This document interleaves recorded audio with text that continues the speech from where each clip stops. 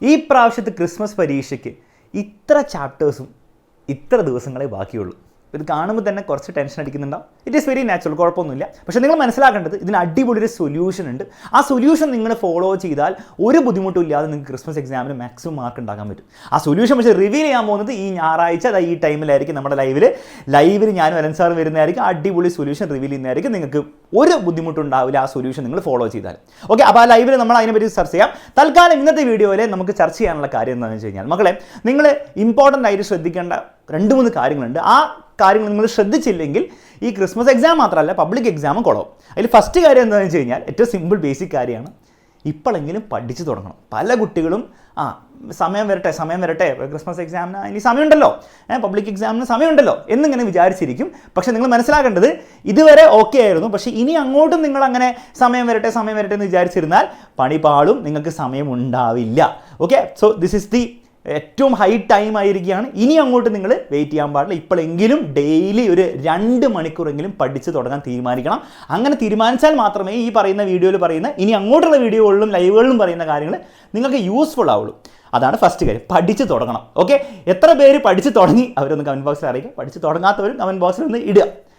രണ്ടാമത്തെ കാര്യം, നിങ്ങൾ പഠിച്ച് തുടങ്ങുമ്പോഴും നിങ്ങൾ ഒരു കാര്യം വളരെ ഇമ്പോർട്ടൻ്റ് ആയിട്ട് നിങ്ങൾ ശ്രദ്ധിക്കണം. അതായത് പല കുട്ടികളും ഞാൻ കണ്ടിട്ടുണ്ട്, ഈ പഠിച്ച് തുടങ്ങണമെന്ന് തീരുമാനമിടും, എന്നിട്ട് നന്നായിട്ട് പഠിച്ചു തുടങ്ങാൻ റെഡിയാവും. എന്നിട്ട് എല്ലാ ദിവസവും വൈകുന്നേരം ഇങ്ങനെ സെറ്റൊക്കെ ആയി ഇരുന്ന് നല്ല സമാധാനമായിട്ട് ഇരുന്നിട്ട് ഡീറ്റെയിൽഡ് ആയിട്ട് അങ്ങോട്ട് പഠിക്കാനൊക്കെ തുടങ്ങും. പക്ഷേ അവരുണ്ടാകുന്ന ഏറ്റവും വലിയ മിസ്റ്റേക്ക് എന്താണെന്ന് വെച്ച് കഴിഞ്ഞാൽ, അവർ ഓരോരോ ചാപ്റ്റർ ഇപ്പോൾ നന്നായിട്ട് പഠിക്കാൻ തീരുമാനിച്ചില്ല. അപ്പോൾ ഓരോരോ ചാപ്റ്റർ നന്നായിട്ട് പഠിക്കണമല്ലോ. അപ്പോൾ നന്നായിട്ട് പഠിക്കാൻ വേണ്ടി അവർ നന്നായിട്ട് പഠിച്ച് ഒരു ചാപ്റ്റർ ചിലപ്പോൾ ഒരു 4, 5, 6 ദിവസമൊക്കെ എടുത്തായിരിക്കും കംപ്ലീറ്റ് ചെയ്യുന്നത്. അങ്ങനെ നിങ്ങൾ കംപ്ലീറ്റ് ചെയ്യാനാണ് പ്ലാനെങ്കിൽ, അതായത് ഒരു ചാപ്റ്റർ നിങ്ങൾ 4, 5 ദിവസം എടുത്ത് ഡീറ്റെയിൽഡ് ആയിട്ട് നല്ല സിൻസിയറിറ്റിയോടെ ആയിരിക്കും പഠിക്കുന്നത്, ഡെഡിക്കേഷനോടുകൂടി ആയിരിക്കും പഠിക്കുന്നത്. പക്ഷെ അങ്ങനെയാണ് നിങ്ങൾ പഠിക്കാൻ പ്ലാനെങ്കിൽ നിങ്ങളൊരു വലിയ മിസ്റ്റേക്കാണ് ഉണ്ടാക്കാൻ പോകുന്നത്. കാരണം എന്ന് വെച്ചാൽ നിങ്ങൾക്ക് നിങ്ങളുടെ സിലബസ് തീർക്കാൻ പറ്റില്ല. ഇനി നിങ്ങൾ ചിലപ്പോൾ സിലബസ് തീർക്കാൻ പറ്റുമായിരിക്കും, പക്ഷേ അപ്പോൾ എന്താ സംഭവിക്കുക വെച്ചാൽ നിങ്ങൾ കുറച്ച് ചാപ്റ്റേഴ്സ് നിങ്ങൾ വളരെ ഡെപ്തിൽ പഠിച്ചിട്ടുണ്ടാകും.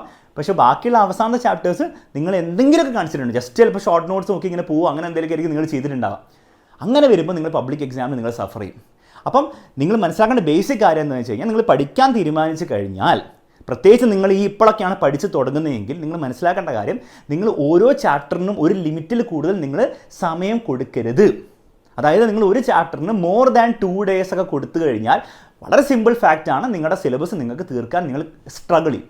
ഇനി നിങ്ങൾ ആലോചിക്കുന്നുണ്ടാവും, സാർ അങ്ങനെ ചെയ്താൽ എങ്ങനെ ശരിയാവും, ഞാനൊരു പഠിക്കാത്ത ചാപ്റ്റർ ഞാൻ പെട്ടെന്ന് ഇങ്ങനെ പഠിക്കാൻ നോക്കി കഴിഞ്ഞാൽ എനിക്ക് ഫുള്ള് പഠിക്കാൻ പറ്റില്ലല്ലോ, ഞാനത് പൂർണ്ണതയിൽ ഞാൻ പെർഫെക്റ്റ് ആയിട്ട് പഠിക്കില്ലല്ലോ.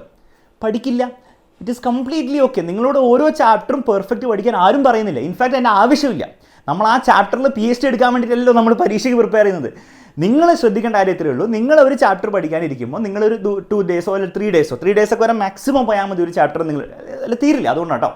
അപ്പോൾ അങ്ങനെ പഠിക്കാതിരിക്കുമ്പോൾ നിങ്ങൾ മനസ്സിലാക്കേണ്ട കാര്യം വെച്ചാൽ, അത് പെർഫെക്റ്റ് ആയിട്ട് നിങ്ങൾക്ക് മനസ്സിലാക്കാനോ അല്ലെങ്കിൽ പെർഫെക്റ്റ് ആയിട്ടുള്ള അതിലെ കാര്യങ്ങളോ അല്ലെങ്കിൽ ചോദ്യങ്ങളൊന്നും ചെയ്യാൻ നിങ്ങൾക്ക് ഫസ്റ്റ് അറ്റംപ്റ്റിൽ പറ്റില്ല. പക്ഷേ നിങ്ങൾ മേക്ക് ഷുവർ ചെയ്യേണ്ട കാര്യം എന്ന് വെച്ചാൽ, നിങ്ങൾ ആ 2 ദിവസത്തിൽ നിങ്ങൾക്ക് പറ്റുന്നത്ര നിങ്ങൾ ആ ചാപ്റ്ററിൽ പഠിക്കുക. അതായത് ചാപ്റ്റർ കംപ്ലീറ്റ് ചെയ്യുന്ന രീതിയിൽ പഠിക്കുക. അതിൽ ചില ടോപ്പിക്സ് ഒക്കെ നിങ്ങൾക്ക് മനസ്സിലായി വിടുക, ചില കാര്യങ്ങളൊന്നും നിങ്ങൾക്ക് ക്വസ്റ്റ്യൻസ് ചെയ്യാൻ പറ്റുന്നില്ല, അത് വിടുക. പക്ഷേ അതൊക്കെ ഒന്ന് മാർക്ക് ചെയ്ത് വെക്കുക. നിങ്ങൾക്ക് എന്താണ് ചെയ്യാൻ പറ്റാത്തത്, എന്തൊക്കെയാണ് നിങ്ങൾക്ക് മനസ്സിലാകുന്നത്, അതിനൊന്ന് മാർക്ക് ചെയ്ത് വെക്കുക. പിന്നീട് നമുക്ക് ആവശ്യം വരും. അങ്ങനെ നിങ്ങൾ എന്ത് ചെയ്യുക, അത് പെർഫെക്ഷനിൽ നിങ്ങൾ ചെയ്യേണ്ട ആവശ്യമില്ല. പെർഫെക്ഷൻ നമുക്ക് ഇനി ആലോചിക്കുക പോലും വേണ്ട.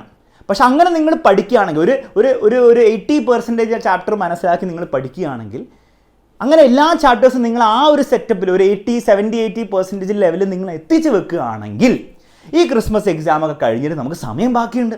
ജാനുവരി, ഫെബ്രുവരി ഒക്കെ സമയമുണ്ട്. ഈവൻ പബ്ലിക് എക്സാമിന് മുൻപുള്ള ദിവസങ്ങളിൽ വരെ നമുക്ക് സമയമുണ്ട്. ആ സമയങ്ങളിൽ നമുക്ക് ആ 20% നിങ്ങൾക്ക് ചെയ്യാൻ പറ്റാത്ത കാര്യങ്ങൾ, അല്ലെങ്കിൽ നിങ്ങൾക്ക് മനസ്സിലാവാത്ത കാര്യങ്ങൾ, അല്ലെങ്കിൽ നിങ്ങൾക്ക് ഓർമ്മയിൽ നിൽക്കാത്ത കാര്യങ്ങൾ, കാരണം ഓർമ്മ ഒരു ഫാക്ടറാണല്ലോ, ആ കാര്യങ്ങളൊക്കെ നിങ്ങൾക്ക് റിവൈസ് ചെയ്തെടുക്കാൻ, നിങ്ങൾക്ക് പഠിച്ചെടുക്കാനുള്ള സമയവും ഉണ്ടാവും. അത് റിലാക്സ്ഡ് ആയിട്ട് ചെയ്യാൻ പറ്റും. നേരെ മറിച്ച് നിങ്ങൾ ആദ്യത്തെ ഞാൻ പറഞ്ഞ പോലെയാണ് ചെയ്യുന്നതെങ്കിലുള്ള ഏറ്റവും വലിയ നിങ്ങൾ നേരിടാൻ പോകുന്ന പ്രശ്നം, പല കുട്ടികളും ഞാൻ നേരിട്ട് കണ്ടത് നന്നായിട്ട് പഠിക്കുന്നവരെ വരെ ആ ഒരു ട്രാപ്പിൽ വീണ്ടും അവരെന്ത് ചെയ്യും, അവർ നന്നായിട്ട് ഒരു ചാപ്റ്റർ പഠിക്കും. പക്ഷേ എത്ര ചാപ്റ്റർ പഠിക്കും? നന്നായിട്ട് പഠിക്കണമെങ്കിൽ ചിലപ്പോൾ വളരെ കുറച്ച് സിലബസിൻ്റെ ഒരു 40% തീർത്തിട്ടുണ്ടാവുള്ളൂ. അങ്ങനെ കുട്ടികൾ ആ ചാപ്റ്റർ നന്നായിട്ട് പഠിക്കും. ആ ചാപ്റ്റർ PhD എടുത്ത പോലെ ഇരിക്കും. എന്ത് ചോദിച്ചാൽ ആൻസർ ചെയ്യാൻ പറ്റും. പക്ഷേ പബ്ലിക് എക്സാമിൻ്റെ കുറച്ച് മുൻപുള്ള ദിവസങ്ങളിലേക്ക് 2 പ്രശ്നങ്ങളായിരിക്കും അവർ നേരിടുക.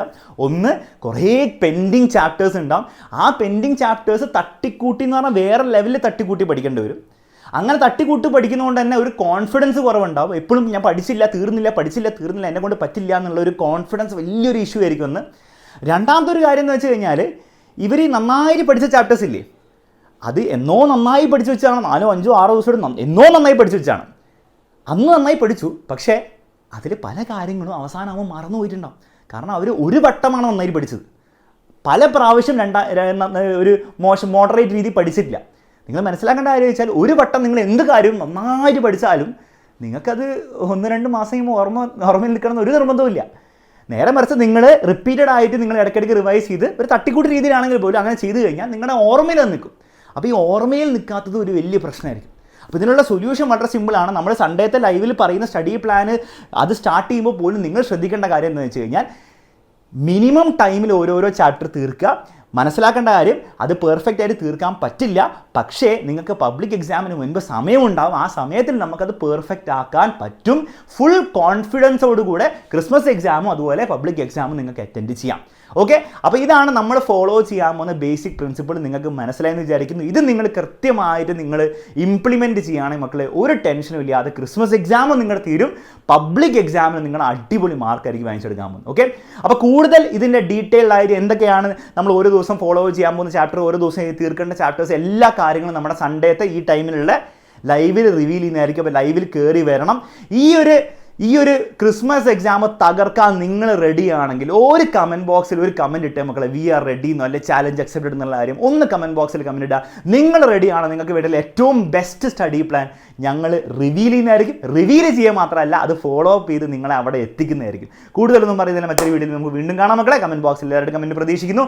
വീഡിയോ ലൈക്ക് ചെയ്യുക, ഷെയർ ചെയ്യുക, പ്രത്യേകിച്ച് പറയേണ്ട ആവശ്യമില്ല. Bye bye.